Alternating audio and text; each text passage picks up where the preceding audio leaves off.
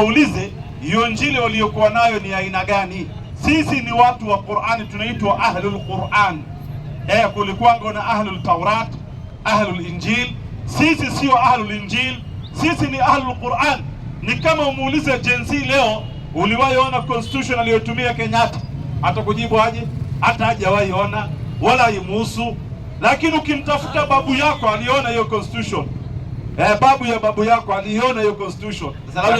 Labda nikuulize. Sasa mimi ni Gen Z, sijaona constitution ya Kenyatta.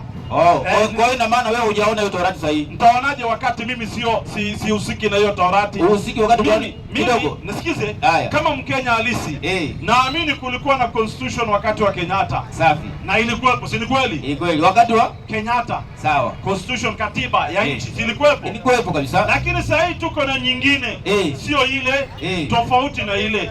Babu yangu aliiona. Na kama yuko hai atakwambia ile na hii tofauti ni kidogo. Umenipata vizuri? Ile inasema lazima kuwe na president, na hii pia inasema lazima kuwe na president. Tofauti ilikuwa ile haikuwa na governor, ilikuwa na PC. Umenipata vizuri? Ya saa hii iko na governor, haina PC, lakini yote inakubali kuna utawala wa rais na naibu rais na lazima kuwa na MP. Umenipata? Baadhi ya vitu vinafanana na baadhi ya vitu vinapingana. Sasa subiri, mimi huwezi kunihukumu na constitution ya Kenyatta. Mimi ni mtu wa saa hii, constitution yangu iko same. Sisi ni watu wa Qur'ani. Subiri, sisi ni watu wa Qur'ani. Sisi sio ahlul Injil. Sasa swali nauliza. Swali yako sasa wewe, ngoja kidogo. Dakika moja. Wewe uko upande gani? Uko upande wa Injili ama upande wa Qur'ani? Swali ndio mimi nauliza liko hivi. Wewe umesema tena, umetoa mfano mzuri. Yeye siwezi kumuuliza habari ya katiba ya Kenyatta. Na ilikuwaje wewe hujafikisha miaka 100 umeona Qur'an ambayo ina zaidi ya miaka 600? Kwa sababu ndio imebaki milele. Hii katiba tulionayo saa hii ni ya 2010. Na kuna mtu ambaye, nisikize vizuri, saa hii tuko 2026, ni miaka ngapi hiyo difference? Si michache tu, michache. Na bado itaendelea kubaki kama haitabadilishwa. Kwani neno la Mungu kidogo itaendelea kubaki kama hataletwa mtu mwingine wa kuleta katiba nyingine. Lakini tuje katika maneno ya Mungu. Mimi nimekwambia ni mtu wa Qur'ani. Si ni kweli ama ni uongo? Wewe. Mimi ni mtu wa nini? Kwa ufai kusoma Injili. Ngoja kidogo, sina shida na Injili, lakini mimi ni mtu wa Qur'ani. Je, ndugu yangu, na wewe ni mtu wa Qur'an ama ni mtu wa Injili? Mimi ni mtu wa Injili. Injili sahihi iko wapi? Injili. Sasa swali nimekuuliza leo narudisha. Sasa si wewe ndo mtu wa Injili, sio mimi. Nasema hivi. Wewe nimekuuliza kidogo. Umerudisha mpira. Mfano nikimwona Kenyatta leo, nina haki ya kumuuliza katiba yake iko wapi? Si ni kweli? Wewe. Yeye. Haufai, si lazima. Ni lazima kwa sababu ndo alikuwa anatumia. Labda alikufa kaipo kidogo. Kumbe inawezekana amekufa ikafanywaje? Ikapotea, labda alikufa yeye. Na wewe kumbe ukakaa hauko rada ikafanyaje Injili? Mimi Qur'ani ananiambia kila aliyesoma Taurati iliyo sahihi. Ina maana ipo, inafaa Waislamu wasome. Kila aliyeisoma, sio atakayesoma. Kidogo. Sio atakayeisoma. Sijasema hivyo. Ni aliyesoma. Past ama future. Aliyesoma. Ngoja, aliyeisoma. Sema hivi, kuna atakayeisoma, maana yake itaendelea kuwepo na watu wataendelea kufanya nini? Watasoma. Atakayeisoma. Lakini aliyeisoma maana yake ishapita. Ina maana ashasoma tayari. Ashasoma tayari, imepita. Nasema hivi, sio future. Sio future. Sio kitabu ya kuendelea kudumu. Kitabu ya kuendelea kudumu ni Qur'ani. Sasa Taurati aliyeisoma iliyokuwa sahihi na Injili iliyokuwa sahihi. Swali, je, wewe ulisoma iliyokuwa sahihi? Nini? Nini hiyo? Injili iliyo sahihi uliisoma? Wewe Qur'an ndio umenielezea. Sasa Qur'an tushamaliza. Qur'an najua. Labda anwali tuseme hivi. Ngoja kidogo. Kwa mfano. Wacha tukubaliane. Tukubaliane. Kwamba kila aliyesoma Taurati iliyo sahihi na Injili iliyo sahihi ameziona habari za nani? Qur'an inasema habari za Muhammad humo. Kwa hivyo atakayesoma hizo vitabu na asione habari za Nabii Muhammad, bila shaka anasoma Injili isiyo kwa mujibu wa Qur'an, anasoma Injili sio sahihi. Kwa mujibu wa Qur'an. Sawa. Wewe Injili uliyoisoma, uliona habari za Nabii Muhammad? Mimi sijaziona huko ndani. Kumbe sio nini? Hiyo ni maneno yako naweza. Ananielewa. Hiyo ni maneno yako. Kumbe Injili uliyoisoma ambao hujaona habari za Nabii Muhammad humo, itakuwa sio Injili aina gani? Ili kwa mujibu wako. Kwa mujibu wa Qur'ani. Kwa mujibu wa Qur'ani. Nadhani nilikuuliza hapo. Kidogo. Kwa mujibu wa Qur'ani. Safi. Injili hiyo itakuwa ni injili sio nini? Kwa mujibu wa Qur'ani inadai kuwa ni si sahihi. Mpa huyo sasa. Sasa ndo nakuuliza wewe. Subiri sasa. Nimpe nani? Huyo. Hiyo injili sio sahihi, inaitwaje? 57:27 baruani soma. Ukiambiwa nipe mimi unanipa. Soma baruani. Baruani 57:27. Inasema, wacha tuzitaje majina sasa. Zile ambazo ni fake ndio original sasa tutafute. Kwanza tu identify fake inakaa aje. Tukisha identify fake vile inavyokaa, sasa ndio tuanze kugangana kutafuta original. Soma hiyo 57:27. Inasema, Bismillahirrahmanirrahim. Naam. Tena tukafuatisha nyuma yao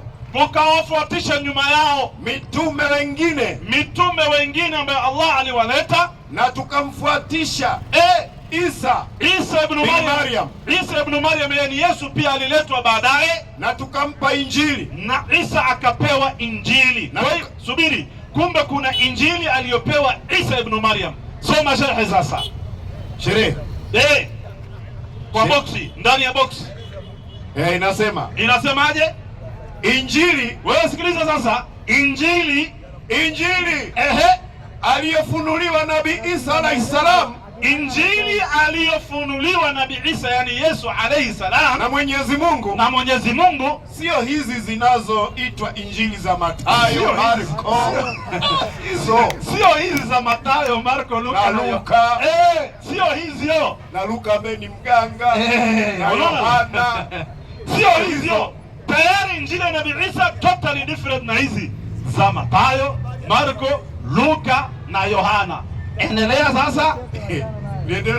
Endelea tu. Na mchuzi. Endelea na mchuzi.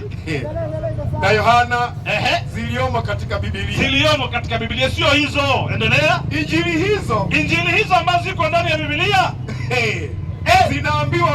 zinaambiwa kuwa zimeandikwa na hao waliotajwa kwa mfano, kwa ufunuo wa Roho Mtakatifu.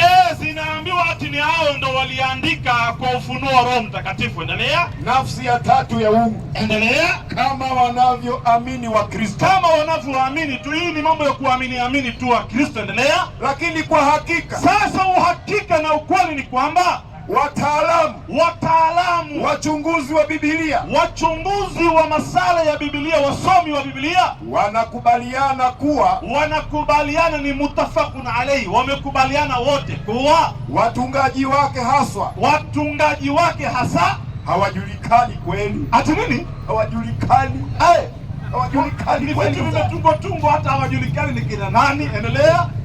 Yajulikana kuwa ziliandikwa kwa miaka mingi baada ya Nabii Isa. Kumbe hata hizo ni vitu vimeletwa baada ya Yesu kuondoka. Ni uongo, ni tumbo. Yesu ashaondoka, zililetwa baadaye. Endelea. Na baada ya kufa wanafunzi wake wote juu ya Injili 4 zilizochaguliwa kuwa katika Biblia na wakuu wa kanisa. Kumbe ni wazee wa kanisa walifanya voting katika karne zilikuja through ballot paper. Unaona sio maneno ya Mungu na si yangu tu, hata Luka alisema moja Luka. Luka mwenyewe alisema, ataelewa tu. Alisema mwenyewe. Kisha anakupa hiyo Biblia yenyewe.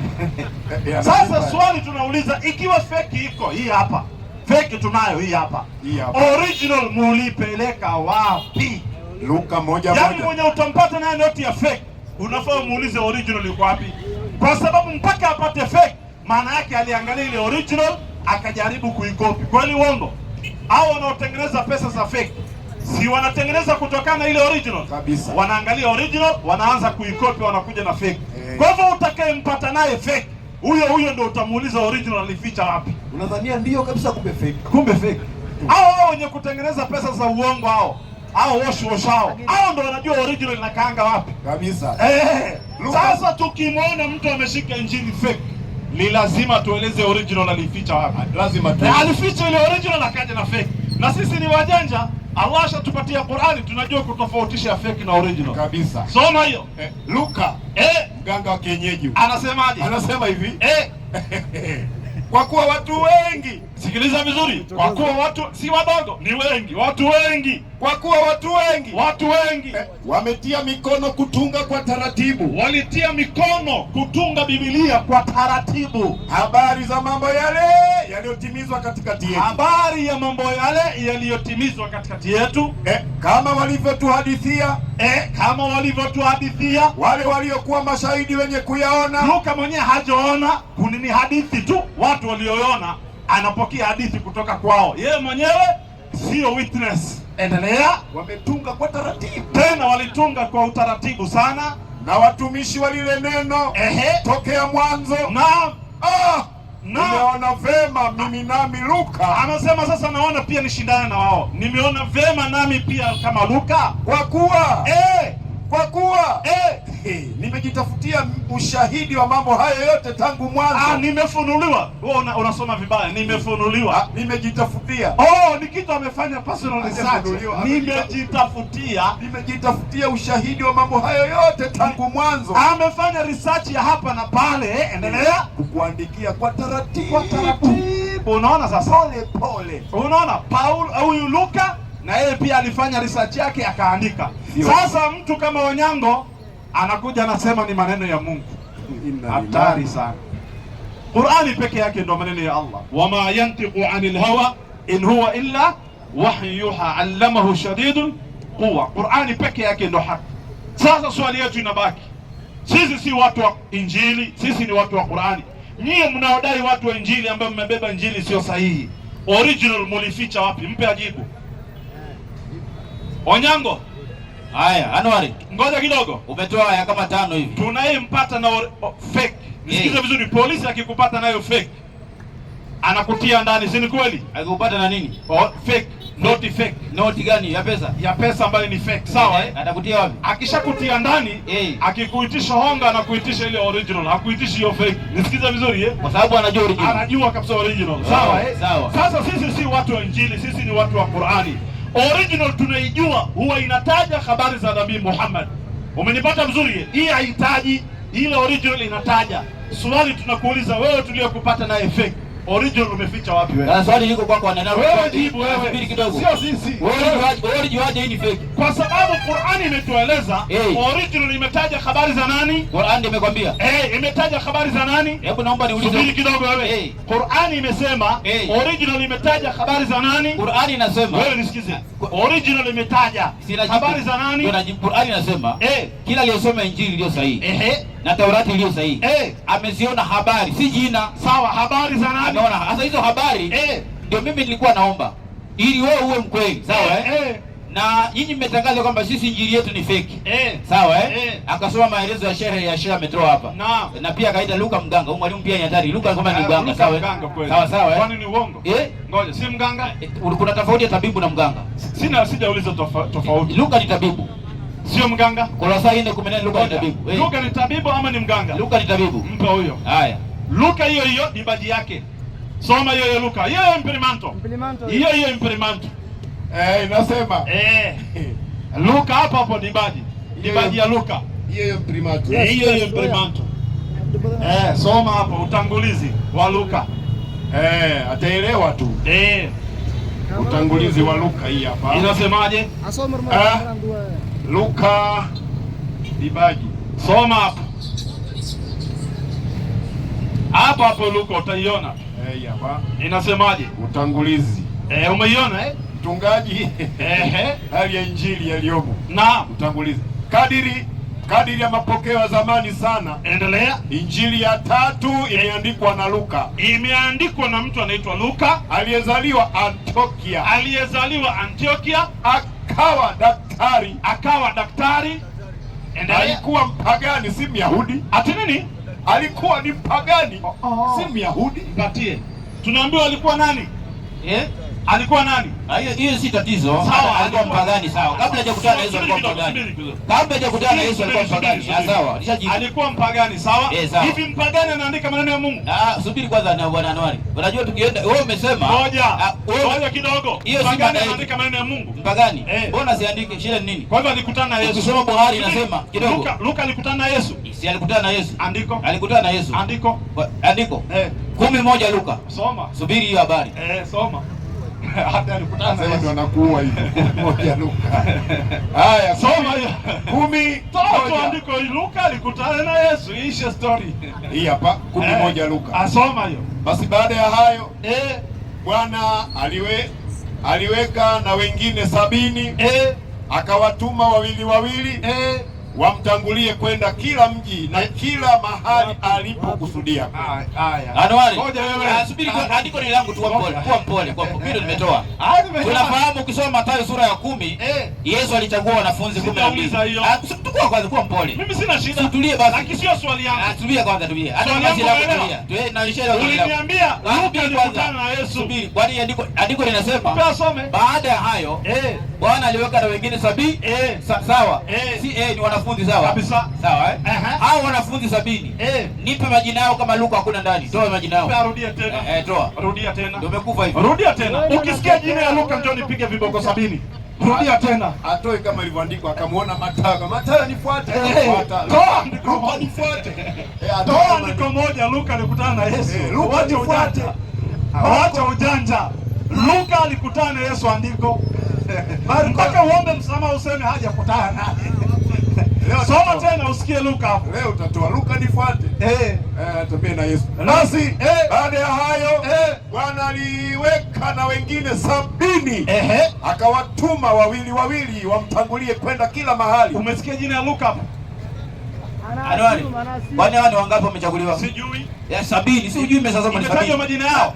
Majina yataje sawa? Sasa umbona unaweka Luka. Wewe ulijua asubiri kwanza. Umbona unaweka Luka. Wewe ulijuaje la Luka hakuna? Sasa wewe ulijuaje Luka yuko? Si maana 70 wako hapa, Luka yuko. 70 yuko Luka. Mwandishi huyu vipi? Anwari swali lako ni kwa Onyango. Wewe hukusema yuko katika 70. Wewe ulisema alikutana na Yesu. Swali yangu inabaki pale pale na sitoki. Andiko gani inasema Yesu alikutana na Luka? Kwani ile andiko limesemaje? Unasikia Luka hapo? Hiyo. Kwani wametaja wangapi? 70. Sasa 70 imetajwa. Unataka moja kwa moja sema Luka anasema hivi. Luka amekutana na Yesu iko. Moja kwa moja. Si tumetoa hapa 11. Hii haikusema Luka, imesema 70. Wewe unataka iandike kila, ngoja kidogo. Unataka kila anayekutana jina lipangwe hapo kwenye listi. Nataka hivi. Kwa maneno yako, ulisema Luka alikutana na Yesu. Kabla akutane na Yesu alikuwa mpagani. Wewe umesoma dibaji. Umesoma dibaji. Ngoja kidogo. Nimesoma dibaji ni mpagani. Wewe ukaniambia alikuwa ni mpagani kabla akutane na nani? Na Yesu. Kwa hivyo kuna wakati walikutana na nani? Na Yesu bila shaka. Ndo akabadilika akawa si mpagani tena. Si sawa? Ili awe si mpagani, abadilike. Andiko moja inasema Luka alikutana na Yesu. Tushatoa dili hapa tusikesha tushatoa. Na sio huyo peke yake, ni wengi sana. Nasema hivi. Hiyo ni kwa assume. Nasema hivi, atuende na assumption. Nasema hivi. Paganism si kitu rahisi. Mpagani ni mtu ambaye yuko mbali na Mungu. Yaani hana dini. Hana dini. Mtu ambaye hana dini. Kitambo aje apate dini. Maana yake ni historia imerekodiwa. Si ni kweli? Si lazima irekodiwe. Isiporekodiwa anabaki kuwa mpagani. Hapana, sio hivyo. Subiri kidogo. Subiri hivyo zinamalize. Huyu Luka ambaye amewaandikia mpaka Injili anadai ni ya Yesu na alikuwa ni mpagani. Ukaniambia alikutana na Yesu akabadilika ndo akaandika Injili. Nipe tu andiko moja ya kusatisfy watu wote. Luka alikutana na Yesu akabadilika kutokuwa mpagani. Toa hiyo. Wewe umesoma dibaji. Toa andiko. Andiko nishatoa ndio hili hapa. Inasema Luka amekutana. Andiko ni mengi tu. Andiko moja tu. Nishatoa Luka, hii imetosha. Nasema hivi, sitaki ya kuficha ficha kama bangi. Nasema hivi, hii kuficha ficha kama bangi ndo hatutaki. Tunataka kitu straight. Kwa hiyo kidogo. Andiko lazima kupenda mic. Anwari nikuulize. Ngoja kidogo. Kwa hiyo ina maana kama haijaandikwa, subiri kwa mpole kwa Biblia. Vipi? Ina maana kama haijaandikwa inavyotaka hawakukutana. Kwanza tukubaliane haijaandikwa. Kwanza tukubaliane. Tunasema hivi, tusiconclude bila kukubaliana. Tukubaliane kwanza haijaandikwa. Sawa? Vile wewe unataka ndio haijaandikwa. Haijaandikwa aje? Vile unataka. Vipi? Kwamba Luka hivyo vile unavyotaka wewe. Kwa kuwa haijaandikwa, Luka alikutana na Yesu haijaandikwa. Luka haijakutana na Yesu. Kwa hivyo itabakia Luka hajakutana na nani? Hiyo ni mawazo yako. Hata maswahaba wote majina yao, subiri kidogo kwa mpole. Ndani ya Qur'ani ukitoa aya mahali walikutana na Muhammad hakuna hapa iko. Masahaba, Qur'ani kwanza sio historia ya masahaba, anasema hivi. Qur'ani si historia ya masahaba. Qur'ani ni wahi aliyofunuliwa Mtume Muhammad sallallahu alaihi wasallam. 655. Sikiliza Qur'ani ni nini? Na unataka Biblia wahi. Ngoja unataka wahi ya Biblia iandike historia ya watu. Kwa nini? Ilete tu iseme Luka alifunuliwa wahi akawa nabii akaandika kitabu. Mtu huyo asome. 655. Hiyo ni Qur'ani, ni wahi, sio historia ya maswahaba. Tukitaka historia ya maswahaba iko vitabu vya historia vya maswahaba. Ukitaka vitabu vya historia vya manabii ziko Qisasul Anbiya, ziko kando hiyo. Hatumix haki na batil kama Gideri. Ninyi mnachanganya historia ya maswahaba wa Yesu na historia ya Yesu na wahi aliyofunuliwa Yesu kuambia watu, yote mmechanganya kama Gideri. Ni kama uchanganya hadithi na Qur'ani, mix up zote. Itaingia akilini. Sasa wanataka wachanganye hivyo Qur'ani. Qur'ani haijachanganywa. Maneno ya Allah yamebaki ya Allah, maneno ya Mtume Muhammad sallallahu alaihi wasallam yamebaki maneno ya Mtume Muhammad sallallahu alaihi wasallam, maneno ya maswahaba yamebaki ya maswahaba. Kila kitu imewekwa mahala pake, haijachanganywa. Sio kama nyinyi mnachanganya kila kitu. Soma hiyo. Alafu tutampa mfano kwenye Mathayo 1:4-18. Itapewa tu. Tutakupa mfano. Soma hiyo. Inasema Qur'ani 6:155. Inasemaje? Kwa jina la Mwenyezi Mungu mwingi wa rehema mwenye kurehemu. Na hii Qur'ani, wewe sikiliza vizuri. Na hii Qur'ani ni kitabu tulichokiteremsha kwenu. Ni kitabu ambacho Mwenyezi Mungu amekiteremsha kwetu, kilicho na baraka nyingi. Hii Qur'ani sio historia ya maswahaba, ni kitabu chenye baraka nyingi. Sio majina ya maswahaba, hii ni yenye baraka nyingi. Endelea. Basi ifuateni. Mungu anasema fuateni hii na muwe wacha Mungu ili mrehemewe. Mfuate, muwe wacha Mungu mrehemewe. Sio majina ya maswahaba. Biblia yenu ndio majina ya maswahaba ya Yesu, majina ya maswahaba wa Paulo, majina ya maswahaba za watu, maneno ya watu. Mwalimu, 4:18 Mathayo. Inasemaje? Na Yesu alipokuwa akifundisha akitembea kando ya bahari ya Galilaya, aliona ndugu wawili, Simeoni aitwaye Petero na Andrea aitwaye nduguye. Naam. Na Andrea nduguye, wakitunga jaride katika bahari. Naam. Kwa maana walikuwa ni wavuvi. Endelea. Akamwambia, nifuateni. Unaona wapi Yesu alisema Luka nifuate? Wapi? Luka nifuate. Luka nifuate, twende. Uandike kitabu cha Luka, hamna. Sasa hiyo mada tumemaliza, alhamdulillah. Nisomee sura ya 2 aya 75 Qur'an. 2:75 inasema Bismillahirrahmanirrahim. 2:75 inasemaje? Kwa jina la Mwenyezi Mungu mwingi wa rehema mwenye kurehemu. Kabisa. Kwa wale wanaoandika 2:75 Qur'an inasemaje?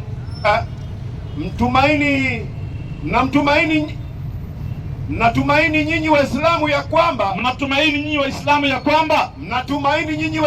ya kwamba watakuaminini hao Mayahudi. Kina Netanyahu watawaamini nyinyi. Mababu zao walikuwepo hao. Endelea. Na hali baadhi yao, sio wote, na hali baadhi yao, sio wote, na hali baadhi yao walikuwa wanasikia maneno ya Mwenyezi Mungu, wanasikiliza maneno ya Mwenyezi Mungu iliyomo ndani ya Qur'ani, kisha wanabadilisha hiyo maneno, wanageuza. Endelea. Baada ya kuwa wameyafahamu na hali wanajua. Endelea. Na wanapokutana na wale walioamini, yani wanakutana na Waislamu, husemaje? Tumeamini kuwa kweli huyu Nabii Muhammad ni mtume wa haki. Unaona, tunaamini huyu ni mtume wa haki huyu. Endelea. Katajwa katika vitabu vyetu. Unaona, sasa wanajua kabisa ametajwa katika vitabu vyao. Na wanapokuwa peke yao, sasa wakienda wakikaa peke yao, sasa wanasemaje? Wao kwa wao husema, wanasemaje? Naambiwa husema wanapokuwa peke yao kwa wao husema, naam, mnawaambia Waislamu aliyokufungulieni Mwenyezi Mungu. Wakiwa peke yao wanakufuru, wakiwa na sisi wanafuata. Haya, mpatie huyo mzee wa mwisho. Mnawaambia Waislamu aliyokufungulia Mwenyezi Mungu, msiwaambie. Mpatie huyo. Wayahudi wanafiki sana. Huyo wa mwisho. Huyo wa mwisho. Kisha nirudi kwako. Kijana, habari yako? Mzuri sana. Sema ashhadu. Kwanza nashukuru kwa... Umesikia nimesema nini? Umesema niseme ashhadu. Sema ashhadu. Kwanza before niseme hivyo, ngoja kidogo. Ningeomba kwanza sema ashhadu. Unza nilazimisha. Na kulazimisha unasilimu kwa lazima leo. Haya, sema ashhadu.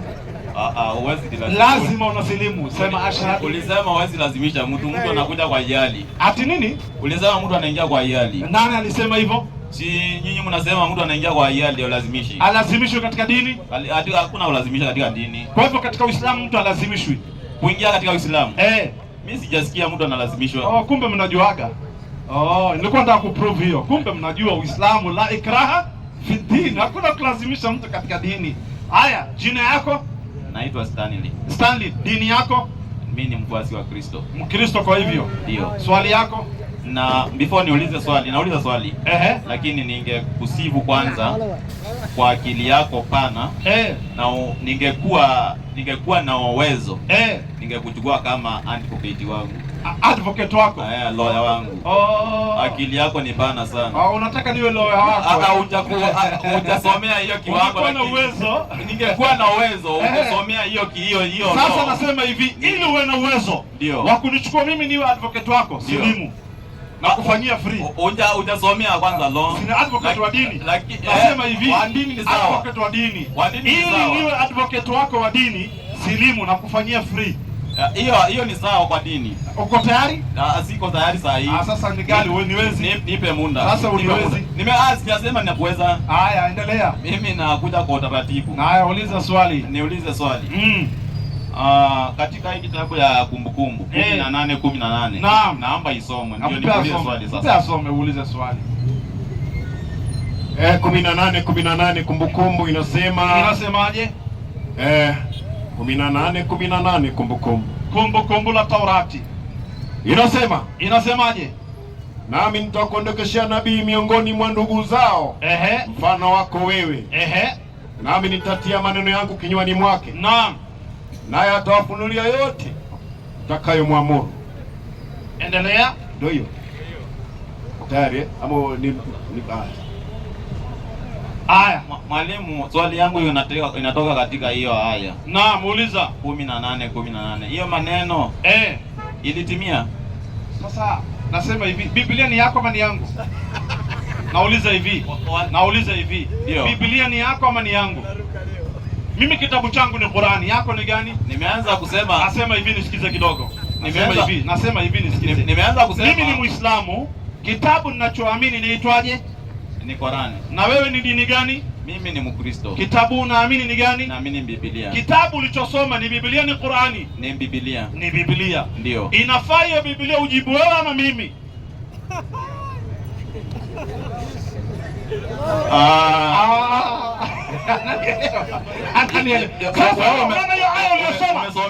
Hiyo aya uliyosoma, sisi Waislamu tukitafsiri tunasema ndugu zao Wayahudi ni Waarabu ambayo sio Waisraeli. Kwa hivyo mtume atakayekuja ni mgeni ambaye asiye Muisraeli, tena anatoka nchi ya mbali ya Arabuni, kwa sababu Arabuni na Israeli ni mbali, ni kilomita nyingi sana. Sasa msikilize hiyo andiko moja, kisha ujibu hiyo swali uniuliza mimi, ujibu ndani ya Biblia yako. Mpe huyo 8:41 Wafalme wa Kwanza.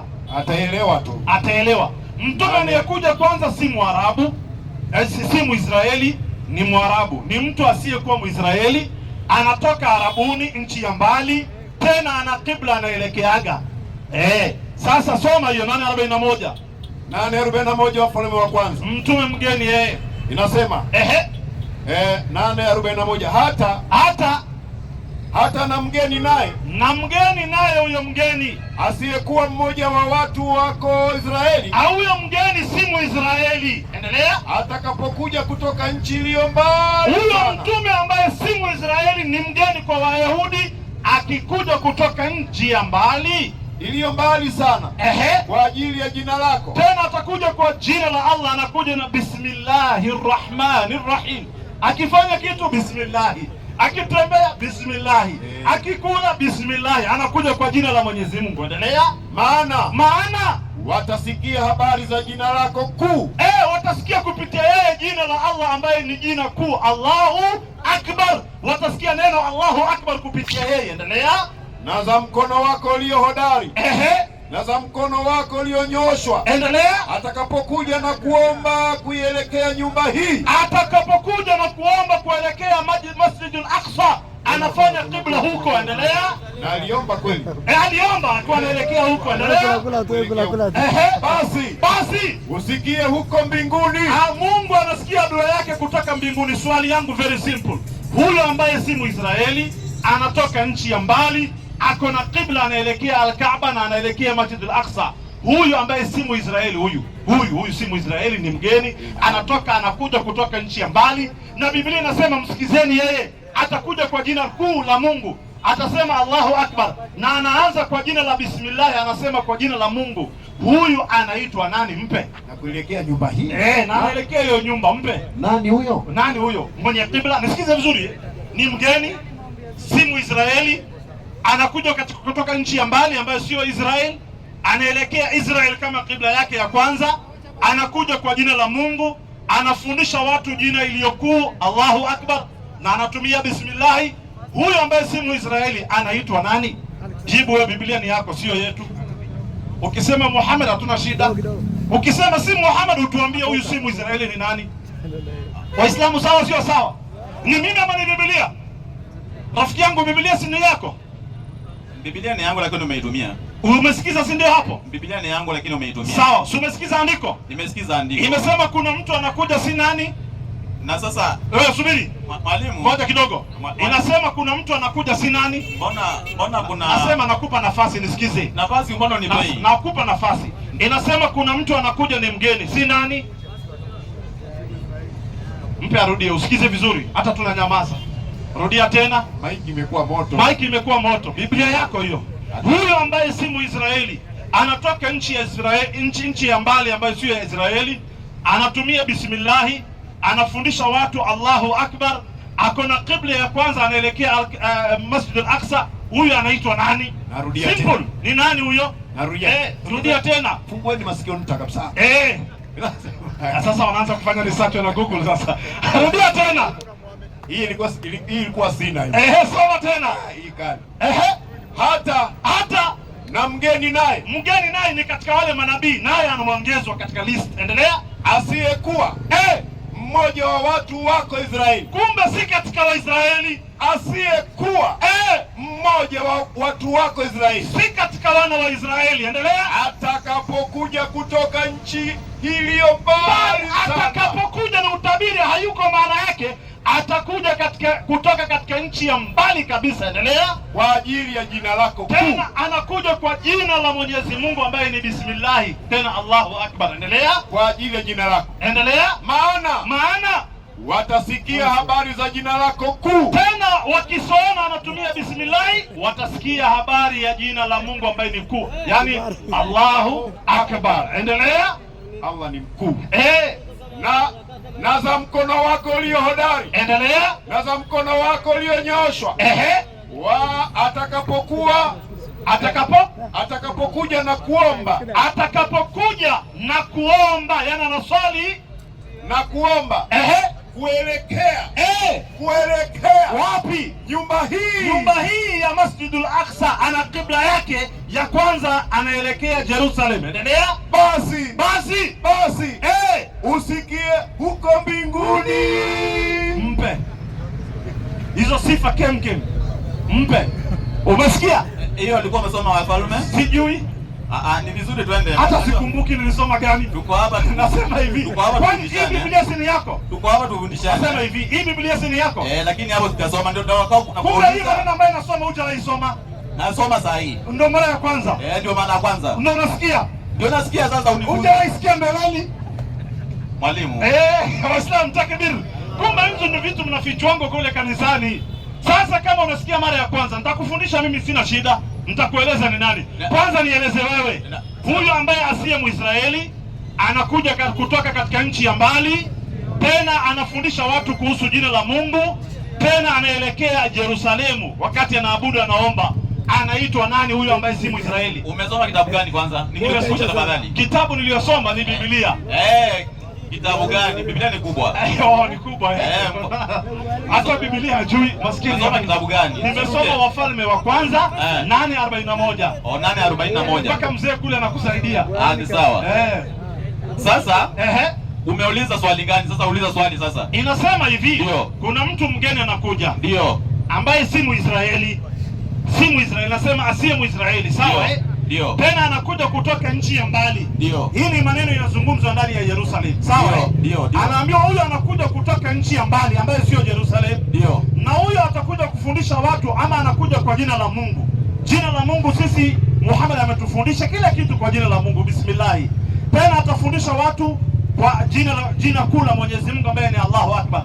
Tena ana kibla yake, anaelekea Jerusalem. Sawa eh? Ndio, nakusikiza. Huyu ambaye si Mwisraeli ni mgeni kwa wana wa Israeli, ni mgeni kwa Wayahudi, na si Mwisraeli, na anakuja kutoka kwa Mungu, tena nchi ya mbali. Anaitwa nani? Ndio, sasa hiyo ndio swali sasa. Anaitwa nani? Lakini wajua shida yako, upei mtu nafasi ya kujieleza. Nimekupa nafasi, jibu sasa. Haya, sasa hiyo umesoma Wafalme wa kwanza 8:41, si sawa? Nataka isomwe hiyo Wafalme wa kwanza 8:22. Mpe asome, sina shida, iwe ni 22 iwe ni 20, sina shida tu. Ustaje mtu mmoja si Myahudi, ambaye si Myahudi, si Mwisraeli, hatoki Jerusalem, anatoka nchi ya mbali, tena anatumia bismillah na anafundisha watu kuhusu Allahu Akbar na ana kibla. Taja huyo kama ni mwanaume.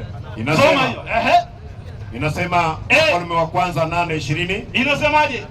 22. Msomee tu.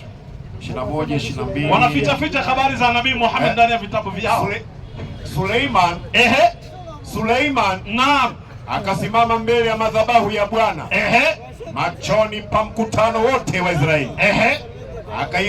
Akaikunjua mikono yake mbinguni. Akasema, Bwana Mungu wa Israeli, hakuna Mungu kama wewe mbinguni, juu wala duniani, naam, chini ya ardhi, ushikae maagano na rehema kwa watumishi wako. Mpatie. Rafiki yangu, umesikia swali yangu? Habari ni za Suleiman. Sawa. Tukubaliane Suleiman hakuwa Mwisraeli, hakuwa Myahudi, sawa? Andiko. Kwani andiko nipe andiko nasema hivi. Andiko niliyoitoa isikilize kwa makini, mpe arudie andiko. Umesema ni Suleiman, mpe arudie. Mimi niliuliza ukangeuza tukaenda kwa Wafalme. Patia arudie. Wajua swali yangu ilikuwa peana mic wewe, umeambiwa peana mic kwanza, peana mic. Mpe. Enda 41. Ukiambiwa nipe unanipa. Enda 41. Nampa huyo. Sasa hata na mgeni naye asiyekuwa mmoja wa watu wako Israeli, asiyekuwa mmoja wa watu wako Israeli. Mpe. Unasikia? Huyo anayekuja kutoka katika nchi ya mbali, tunaambiwa si katika wana wa Israeli.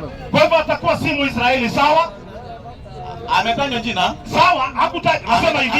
Nasema hivi, huyu mtume hakutajwa jina. Sijasema ametajwa jina. Wewe ukasema ni Suleimani. Swali, kwani Suleimani si Mwisraeli? Andiko ni Mwisraeli. Si unipe andiko kwa Suleimani Mwisraeli. Kwa akili yako ndogo ile ya kukula gideri, Suleimani ni Mwisraeli, si Mwisraeli? Tusiende kwa hiyo unazungumzia mtu hata hujui kabila yake. Nasema hivi, huyu Solomon, Suleimani si mwana wa Daudi. Si mwana wa Daudi. Ni kweli. Si mwana wa Isaka. Ni kweli. Si mwana wa Ibrahimu. Ni kweli. Unaipata vizuri?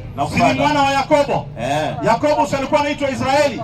Ndio. Watoto wa Yakobo si wanaitwa wana wa Israeli? Ndio. Kwa hivyo Suleimani ni mwana wa Imeandikwa. Mwana wa? Imeandikwa. Wa Israeli, sawa? Imeandikwa. Lakini huyu mtume tunaambiwa si mwana wa? Huyo ni mtume. Huyo yeye ametajwa. Ni mtume anayekuja kutoka nchi ya mbali. Nasema hivi, kwanza awe mtume asiwe mtume. Nasema hivi, sijasema ni mtume. Umesema ni mtume. Nisikize, awe mtume. Nasema hivi, awe mtume asiwe mtume. Huyo anayekuja anafundisha watu jina la Mungu, anawarudisha katika jina kuu la Mungu, anawaelekeza watu kibla, namna ya kuabudu na kuelekea mahali. Huyo ambaye akiomba dua inasikika mbinguni, huyo mtu anaitwa nani? Ukaniambia ni Suleimani. Suleimani sio huyo, kwa sababu huyo si Mwisraeli. Huyo ambaye asiye Mwisraeli katika manabii wote, nisikize vizuri, katika manabii wote waliokuja ni Muhammad sallallahu alaihi wasallam peke yake aliyekuwa si Mwisraeli. Hao wengine wote walikuwa wana wa Israeli. Kizazi chote walikuwa ni wana wa Israeli, kutoka katika kizazi cha Ishmail, mtoto aliyetokea katika kiuno cha Ishmail ambaye si Mwisraeli, ni ndugu ya wana wa Israeli, ni mtoto mmoja Mwarabu anaitwa Muhammad sallallahu alaihi wasallam. Hao wengine wote walikuwa ni Banu Israeli, isipokuwa kutoka katika kizazi cha Ishmail ni Nabii Muhammad sallallahu alaihi wasallam. Sasa ikiwa Biblia yako imemtaja mpaka habari imeeleza, unakataa mpaka unasingizia Suleimani si Mwisraeli. Ulituambia Suleimani si Mwisraeli, ni uongo wa wazi. Ni sawa mwalimu. Haya, mpe next. Tushamaliza. Umemalizana na mimi? Next, nishamalizana. Huyu anayesimama nyuma yako mpe. Wewe simama, mpe huyo. Swali yangu najibu mimi, nitajibu baadaye, mpe huyo next. Haya, simama yeye akae. Haya, kaa hapo. Natibu mmoja mmoja tu. One after the other. Rafiki yangu, habari yako? Habari yako? Unaitwa nani? Muislamu, Mkristo? Shika mzuri ya kitu. Ongea kwa microphone. Muislamu, Mkristo? Ongea kwa sauti. Ukristo sio dini. Ati nini Ukristo? Wewe subiri kidogo. Ongea kwa sauti. Hebu mpeleka microphone kwa mdomo. Peleka microphone kwa mdomo. Hivi, feka hivi. Ukristo? Kwa hivyo Ukristo si dini. Sasa si uongee. Mtu naye. Si uweke kwa mdomo. Na dini? Ukristo si nini? Haitapeleka mtu mbinguni. Kwa hivyo Ukristo sio dini. Kuna dini haipeleki mtu mbinguni. Wewe uko na dini? Ndio sababu nimesema. Nasema hivi, wewe uko na dini? Uko na dini? Sina dini, niko na imani ya Ukristo. Kwa hivyo wewe huna dini. Ongea na bali. Haya, simama. Haya, simama. Haya, huyo nyuma wa pikipiki kaa hapo. Wewe. Huyo nyuma yako huyo. Wewe sio Alex. Huyo next. Alex utapewa wewe. Mpatie huyo next. Acha niweke mambo sawa. Subiri kidogo. Acha niweke mambo sawa. Subiri, mambo utaweka baadaye sawa. Mpatie huyo nyuma yako. Huyo mrefu. Next. Mzee, habari yako? Unaitwa nani? Karioki, una swali? Sio kubwa, kuna swali dogo. Uulize Karioki swali yako. Sadaka mwalimu. Wewe ni Muislamu, si kweli? Mimi ni Muislamu. Na umesilimu? Mimi? Mtasilimu aje? Nimezaliwa Muislamu. Nimezaliwa Muislamu. Hakuna mtu anakuwa asilimu na nini? Nazaliwa Muislamu. Nini maana ya kusilimu? Kunyenyekea tu. Kunyenyekea? Kunyenyekea kwa Mwenyezi Mungu. Nikikwambia nyenyekea silimu. Utafanyaje? Sasa. Ngoja, utafanyaje? Wewe kuelekeza swali. Swali nimeuliza hivi. Kusilimu. Ukanyagua umezaliwa. Kusilimu ina maana mingi, nisikize, ina maana zaidi ya 5. Sawa Kwanza ni kunyenyekea. Pili ni kusilimu kwa kuingia ndani ya dini. Unaweza kuwa Muislamu na bado unanyenyekea, maana yake unasilimu kila siku. Kwa sababu Ibrahim aliambiwa aslim, akasema aslamtu lirabbil alamin. Umenipata vizuri Anaambiwa silimu, akasema nimesilimu kwa Mwenyezi Mungu. Na si ati hapo Muislamu yote, alikuwa fully Muslim. But anaambiwa aslim, maana yake bi maana nyenyekea. Mtume akiambiwa silimu aslim, maana yake nyenyekea kama alivyonyenyekea nani? Ibrahimu. Haimaanishi silimu uingie ndani ya dini ama utoke ndani ya dini nyingine. Kama mimi saa hii Qur'ani kila siku tunasoma na tunasema aslamtu lirabbil alamin, tumesilimu kwa Mola wa ulimwengu mzima. Kwa hivyo kusilimu ina maana ya kunyenyekea, ina maana ya kuingia katika dini ya haki ya tauhid. Kusilimu ina maana ya kuwa mpole mbele ya Mwenyezi Mungu au kujisalimisha mbele ya Mwenyezi Mungu. Ina maana nyingi sana, lakini maana ya dhahiri nzuri kabisa ni wewe Mkristo unyenyekee kwa Mungu kwa kutoka katika ushirikina na kuingia katika haki. Uache kuabudu miungu, Mungu Baba, Mwana, Roho Mtakatifu. Hiyo ni shirki, unaacha hiyo, unarudi unaabudu Mungu mmoja kwa kusema ashhadu an la ilaha. Mpe asome 4:36 Qur'ani. Mpe asome. Ile kubwa tulionayo sasa ni kuwasilimisha nyinyi, kuwatoa katika shirki na kuwaleta katika tauhid. Hiyo ni njia moja ya kusilimu. Njia ya pili, ukiwa Muislamu unanyenyekea au unaendelea kujisalimisha kwa Mungu, nyinyi tunawatoa katika shirki. Soma hiyo 4:36. Bismillahirrahmanirrahim. Inasemaje? Mwabuduni Mwenyezi Mungu. Mwabuduni Allah peke yake, wala msimshirikishe na chochote. Kwa hivyo ibada ya kishirikina ya kuabudu miungu watatu, ati Mungu Baba, Mungu Mwana, Mungu Roho Mtakatifu, muache. Murudi kwa kuabudu Mungu mmoja peke yake, ambaye ni Mungu wa Muhammad, Mungu wa Yesu, Mungu wa Musa, Mungu wa Ibrahimu. Ukikubali hilo ndiyo kusilimu. Sawa sio sawa Waislamu? Hiyo ndio kusilimu. Unasema ashhadu an la ilaha illa Allah. Kama uko tayari kutoka katika shirka na kusilimu kwa kukubali tauhid kwamba Mungu ni mmoja, uko tayari kuwa Muislamu, mkono juu. Nani ako tayari kuwa Muislamu? Nione Waislamu kwa ishara ya mkono. Waislamu. Takbir. Aya chini. Nione Wakristo. Aya. Wewe silimu wewe kuwa Muislamu. Ananiangalia. Nani yuko tayari kuwa Muislamu? Nani yuko tayari kutoka katika shirki na kuingia katika tauhid? Nani yuko tayari kuwa Muislamu? Who is ready to join Islam? Atoke katika masala ya kumshirikisha Mungu, arudi katika tauhid, aseme ashhadu an la ilaha illa Allah wa ashhadu anna Muhammadur Rasulullah. Nani ako tayari? Mpatie boni. Mpe boni, labda ako serious. Mpatie labda anataka kusilimu, tunajuaje? Anaweza shangaza Waislamu leo aseme nataka kusilimu. Boni.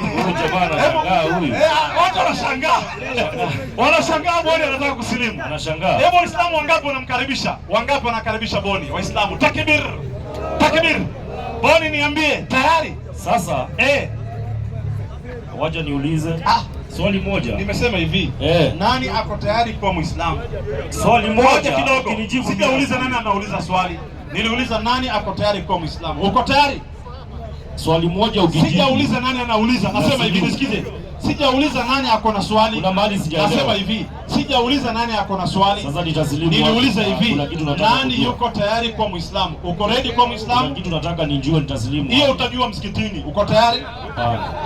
Mpatie huyo. Waislamu takbir. Nani mwingine yuko tayari kuwa Muislamu? Nani yuko tayari kuwa Muislamu? Leo tunataka mtu aje kusilimu. Tushatangaza tauhid. Nani yuko tayari kuwa Muislamu? Waislamu takbir. Ana waga sina tauhid. Wama alaina illa albalagh almubin. Iko wapi Abdurrahman?